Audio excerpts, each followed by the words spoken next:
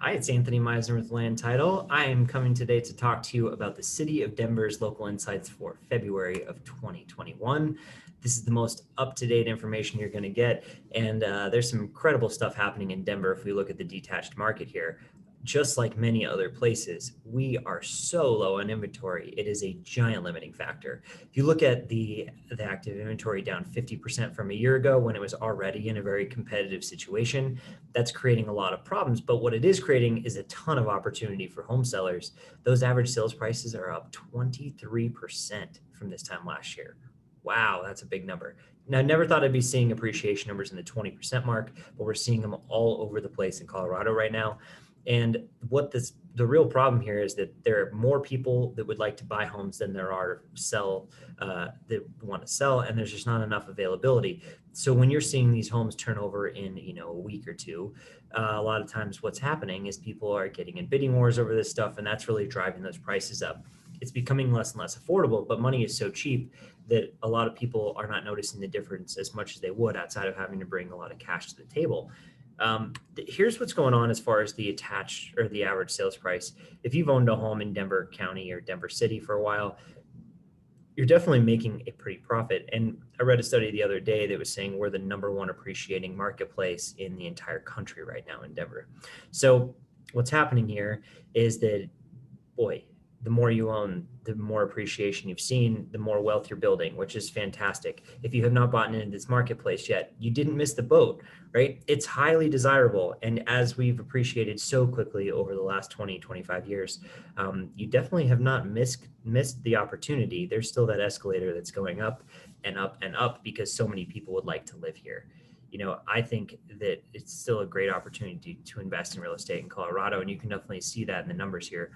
One thing that you can understand from this perspective is there's a lot of home sales taking place in the city of Denver still, right? Keep in mind, still the largest metropolitan area in the state, even if you just look at the city of Denver, not the surrounding area. And the sales from last year to this year are completely going up way more than we would expect. Another 10%, even with that low inventory, that's a really amazing number. And the cost of money is cheap, so you can definitely get into a home cheaper than before. But appreciation rates in the 20% is just unbelievable. What you're going to see here, and what most people don't expect in a slide like this, that April-May timeframe where we got shut down during COVID, you're going to continue to see these sales rise all the way through that June timeframe, probably, maybe even into July.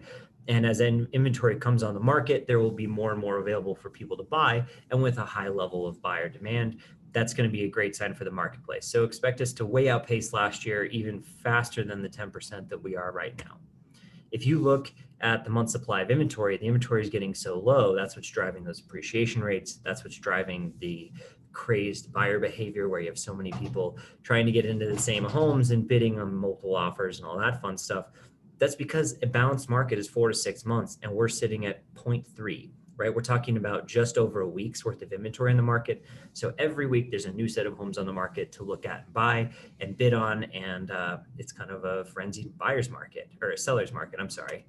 And if you wanted to look at just like how high that buyer demand really is, usually you see this seasonality, right? Where in January, we're at the highest days on market, which means the lowest amount of buyer demand per active listing. And then you go into this valley towards the middle of the year, towards that, May, June timeframe.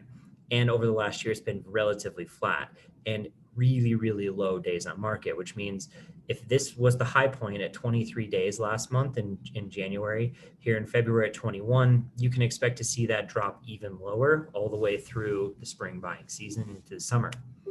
So I'm Anthony Meisner with Land Title, and I hope to catch you next time.